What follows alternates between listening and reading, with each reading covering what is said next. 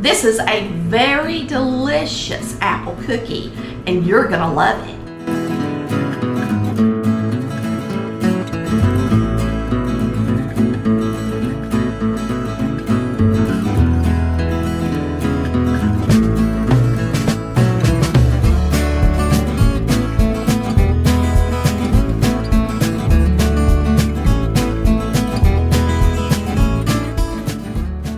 Hey y'all, it's Tammy with Collard Valley Cooks, and today Chris is out fishing and we're going to be making him some apple cookies. Why? Because I found apples on sale. Let's get started. Hey y'all, it's Tammy with Collard Valley. Hey, it's Tammy with Collard Valley Cooks. It said it was reconnecting. Hope you're having a great day. I bought some apples on sale yesterday, and so I wanted to make something out of them. And me and Chris have got to where we really like to snack on cookies. So we are making some apple cookies. They had these for $4.99 a bag. They're Pink Lady apples. And so that's what we're going to use to do our cookies today. Right now I'm just chopping up the apples. And I'm getting a pretty little. And I guess you could grate them or put them in a chopper if you wanted to. If you don't want to do it this way, that's fine. Now, what it says to do first is beat margarine, sugar, eggs, and vanilla together. So I'm going to just add those three ingredients. Brown sugar, egg,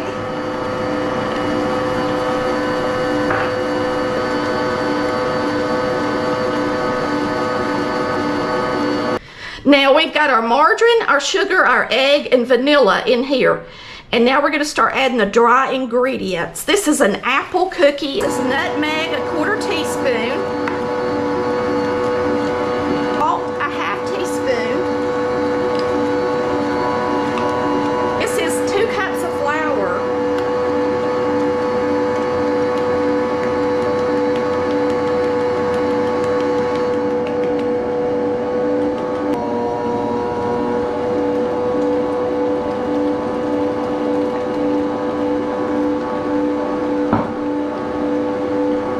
And then the rest of the flour.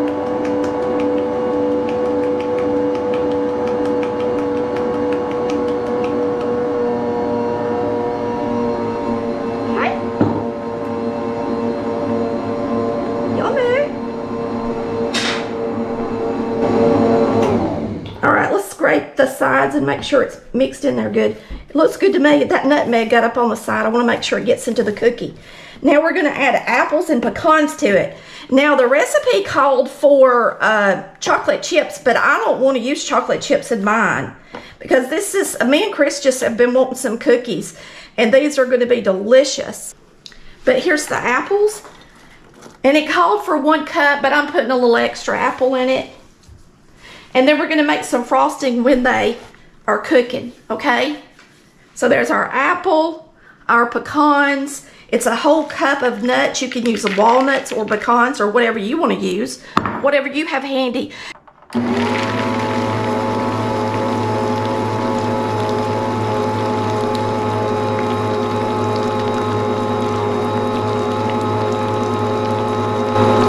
And it looks like they're going to be a really wet cookie, but that's all the flour it called for. Oh, we didn't put our soda in there.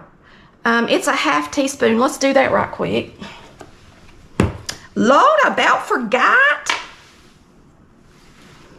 And now I got to make sure I mix it up good because nobody wants a big hunk of soda in their mouth, right? If you've seen the giveaway that we're doing this month on the website, it's for the canisters that I just thought were super cute. And I ordered them. And here is what they look like. Now this is a White Lily sticker on it. And so the winner of the giveaway will get this set of canisters, a set of stickers. I can't remember what all I got on there. 5-pound bag of self-rising flour, a 5-pound bag of White Lily cornmeal mix, a couple of pound cake mixes, a blending forks, biscuit cutters. I mean, a good bit. It's a nice, beautiful, wonderful Mother's Day giveaway. So if you haven't gotten on the website and enter today.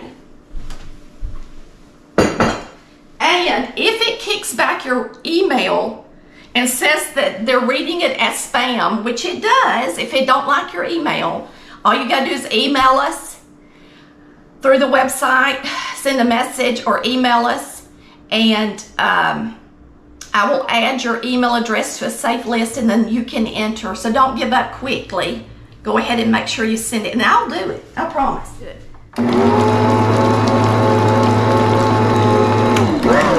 That's all there is to it. I just wanted to make these because the apples were on sale, and I thought, you know what, I'm gonna get those apples and there's no way we're gonna eat them all, so I'll make a dessert out of them. So I'm gonna spray my baker's pan with some Baker's Joy, and this pan is a Rada pan off of our knife website link. They have cake pans, brownie pans, and baking pans, and they're really nice. And I'm just gonna drop these by spoonfuls, okay, onto the cookie sheet. Let me move y'all back just a tiny bit. Now, here we go.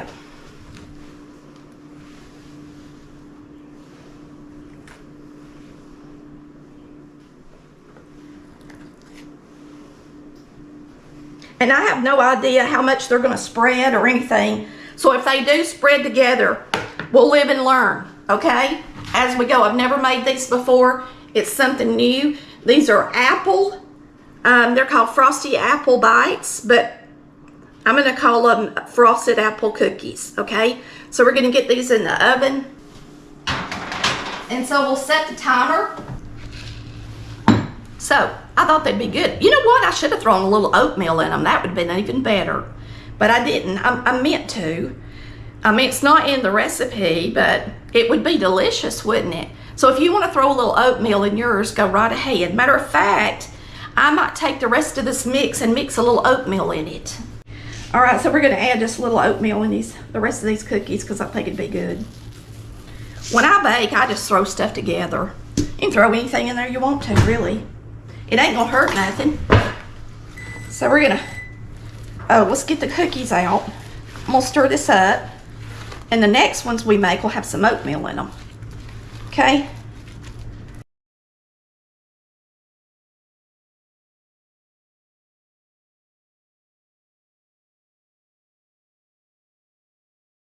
Now it's gonna melt a little bit when it goes on the cookie. So keep that in mind too.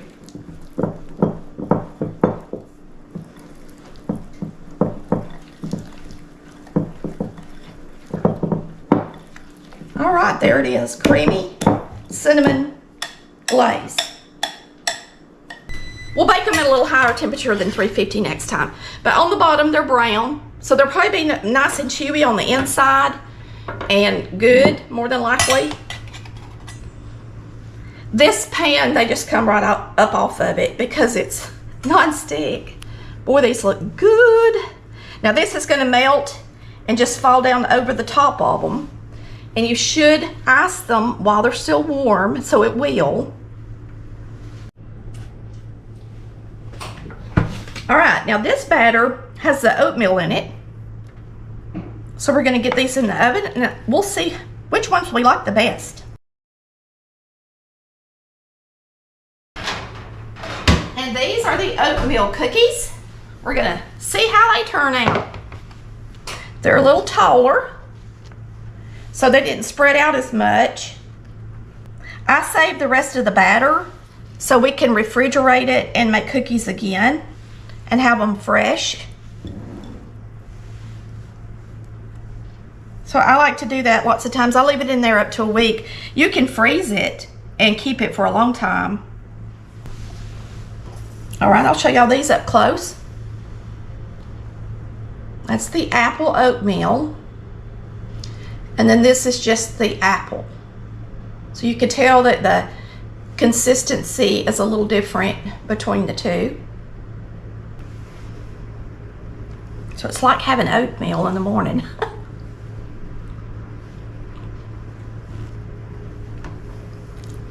It's hard for me to decide.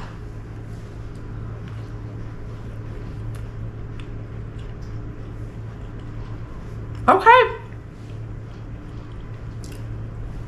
My decision is without oatmeal, believe it or not, because you can taste the apple a lot more and you can feel it in your mouth a lot more.